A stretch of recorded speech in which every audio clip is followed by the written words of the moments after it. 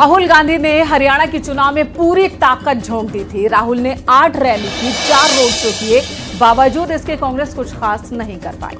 लेकिन पीएम मोदी ने हरियाणा विधानसभा चुनाव में कुल 4 रैलियां की, जिसका असर 19 सीटों पर पड़ा और इन 19 सीटों में से बीजेपी ने 11 सीटों पर जीत हासिल की। वहीं हरियाणा में सीएम योगी ने 14 रैलियां की, जिसका असर 21 विधानसभा सीटों पर पड़ा है और इन 21 विधानसभा सीटों में से बीजेपी को 13 सीटों पर जीत मिली है। यानी हरियाणा के चुनाव में भी साबित हो गया है कि मोदी और योगी की जोड़ी का कोई तोड़ नहीं है।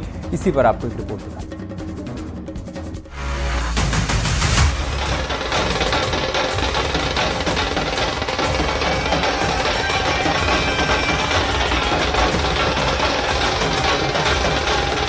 चुनावों की घोषणा से पहले ही बीजेपी चुनावी मूड में आ गई थी। आचार संहिता से पहले बीजेपी ने ताबड़तोड़ रैलियां की। प्रधानमंत्री नरेंद्र मोदी ने 14 सितंबर को कुरुक्षेत्र में रैली कर प्रचार का शंखनाद किया था। हरियाणा में प्रधानमंत्री ने 4 रैलियां की थी। पीएम मोदी ने 14 सितंबर को कुरुक्षेत्र जिले में पहली जनसभा की थी। इसके बाद 25 सितंबर को सोनीपत जिले में रैली को संबोधित किया। अगले दिन यानी 26 सितंबर को पीएम ने हरियाणा के बीजेपी कार्यकर्ताओं के साथ बातचीत की। एक दिन बाद यानी 28 सितंबर को हिसार में चुनावी रैली की। वहीं 1 अक्टूबर को पीएम मोदी ने पलवल जिले में अंतिम चुनावी सभा की। इसके अलावा पीएम मोदी ने चुनाव के दौरान ही हरियाणा में प्रदेश के बीजेपी कार्यकर्ताओं से ऑनलाइन संवाद भी किया। जिन 4 जगहों पर पीएम मोदी ने रैलियां की, वहां से करीब 40 सीटें कवर हुई थी। इनमें ज्यादातर सीटों पर कमल खिला है।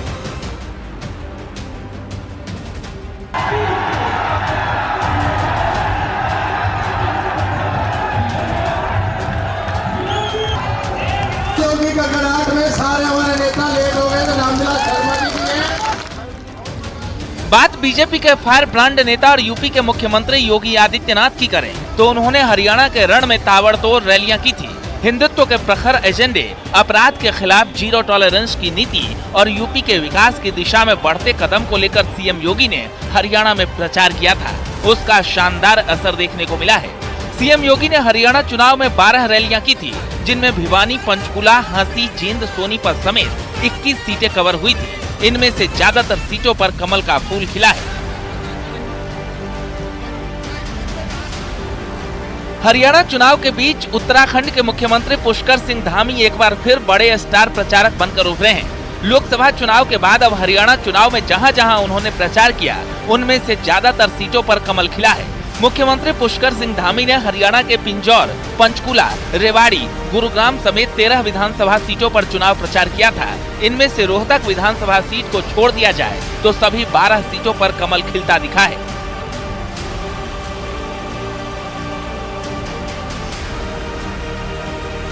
हरियाणा चुनाव में बीजेपी के शीर्ष नेताओं के प्रचार का असर तो देखने को मिला है, साथ ही साथ हरियाणा के नेताओं के प्रचार का भी जबरदस्त असर दिखा है। न केवल मुख्यमंत्री नायब सिंह सैनी ने अलग अलग हलकों में जाकर प्रचार को धार दी थी, बल्कि केंद्रीय मंत्री मनोहर लाल और कानून मंत्री मेघवाल ने भी जी तोड़ मेहनत की। गृह मंत्री अमित शाह लगातार अपडेट लेते रहे और उसी का नतीजा है कि हरियाणा में तीसरी बार बीजेपी की सरकार बनने जा रही है।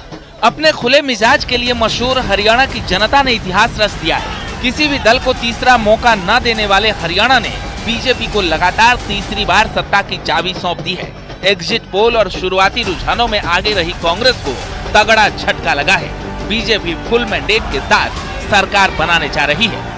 Bureau report, news 18।